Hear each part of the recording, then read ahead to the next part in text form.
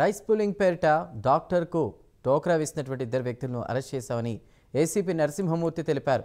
ఈ నెల 19వ తేదీన డాక్టర్ ప్రియాంక ఫిర్యాదు మేరకు కేసు నమోదు చేశామన్నారు. ఈ నెల 19వ తేదీన డాక్టర్ ప్రియాంక వద్దకు రాజు ప్రసాద్ వెళ్లి తమ దగ్గర 30 కోట్ల విలువైన మెటల్స్ ఉన్నాయని నమ్మబలికారు. ముందుగా 30 లక్షలు తీసుకున్నారని, తర్వాత శ్రీనివాస్ అనే వ్యక్తి దగ్గర నుంచి కూడా 20 లక్షలు తీసుకున్నారు. కొన్ని రోజుల తర్వాత మోసపోయామని గ్రహించి పిఎస్లో ఫిర్యాదు చేశారు. ఆరిలోవా సిఐ చాకచక్యంతో రాజు ప్రసాద్ని అరెస్ట్ చేశారు. వారి వద్ద నుంచి సుమారు 2 లక్షల నగదు, 2 కార్లను సీజ్ చేశామని నరసింహమూర్తి తెలిపారు.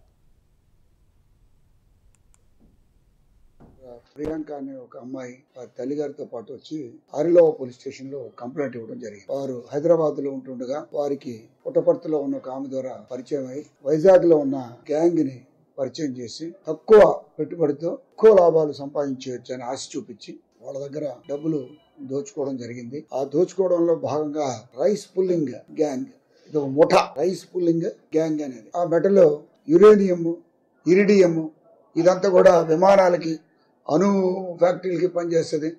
మనం 1 లక్ష పెడితే మీకు చాలా కోట్లు వచ్చేస్తాయని చెప్పేసారంటే మనిషి చాలా ఈజీగా పడిపోవడానికి ఆస్కారం ఉంటుంది.